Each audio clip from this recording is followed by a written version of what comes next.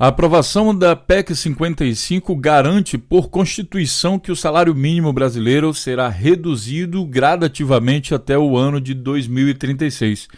Isso acontece porque a PEC proíbe que exista um aumento real no salário mínimo, por outro lado, permite e até aconselha que haja uma redução do salário mínimo, caso seja necessário compensar despesas em outras áreas, como por exemplo o aumento do salário dos políticos que fizeram essa lei.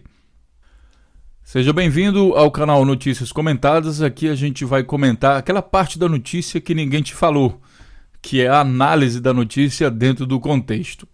Então vamos primeiro entender essa notícia que diz o seguinte: pela proposta, mínimo só cresce acima da inflação se teto não for superado. O projeto passou por comissão e tem que ser votado pela Câmara dos Deputados. Ou seja, existe um teto geral, né, e esse teto, se ele não for superado. Só que esse teto hoje ele já é baixo, por exemplo, para saúde e educação. Não consegue suprir todas as demandas. Se o Brasil não construir nenhuma universidade nos próximos 20 anos, nem hospital, nem nada, e aí existe uma pequena chance desse teto não ser superado. Mas só se o Brasil realmente congelar completamente, certo? Então, se construir um hospital, aí pronto, aumenta a despesa, o teto é batido e aí pode ser que haja uma redução do salário mínimo.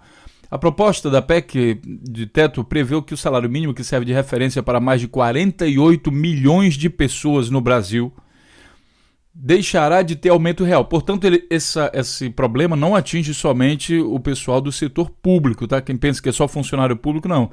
O seu salário, mesmo na iniciativa privada, normalmente é calculado em tantos salário mínimo. Por exemplo, um salário mínimo e meio, 2 salários. É assim que você ganha. E dessa forma, o seu salário também no setor privado também é comprometido. Deixará de ter aumento real, ou seja, acima da inflação, se o limite das despesas fixado pelo governo for superado. Essa possibilidade consta no parecer do relator da PEC, o deputado Darcísio Perondi.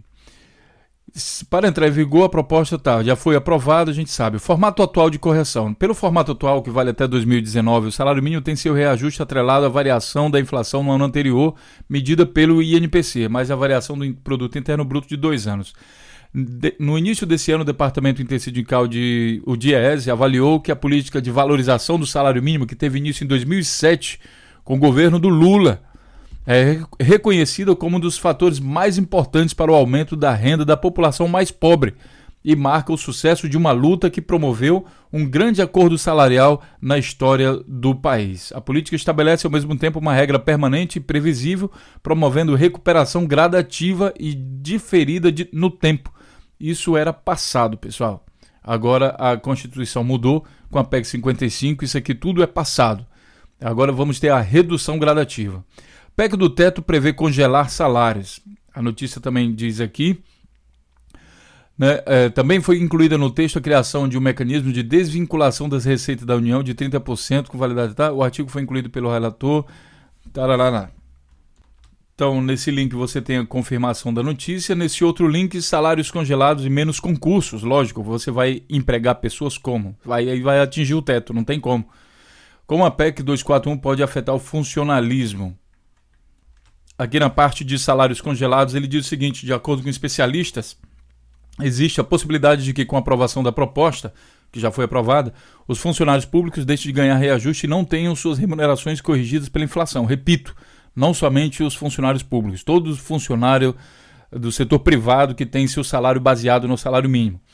Isso acontece porque o teto é global e vale para todos os custos de um poder e de um órgão. Dessa forma, se o executivo tiver que dar mais verba para escolas, por exemplo, poderá segurar as remunerações de seus empregados.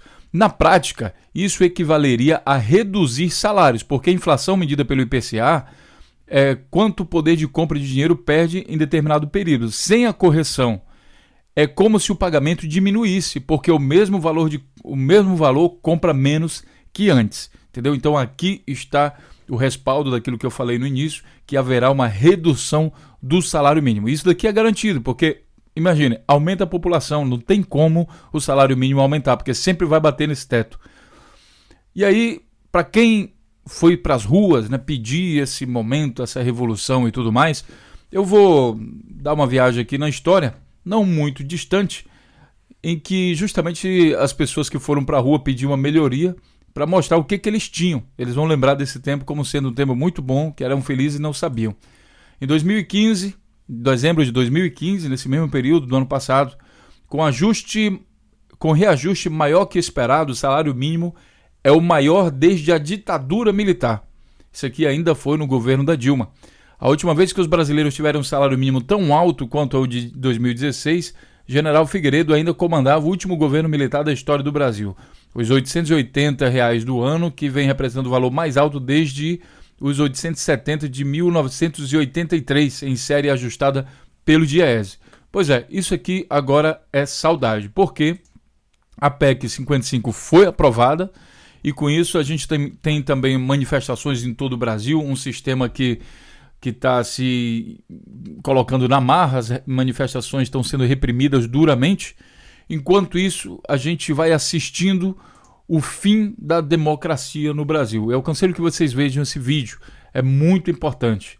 É preciso que a classe trabalhadora brasileira se reúna num movimento, talvez uma coisa que possa ser feita, uma greve geral para parar o país inteiro, exigir a renúncia desse governo, porque senão em 2017 nós temos o risco muito grande de termos uma ditadura de direita no Brasil.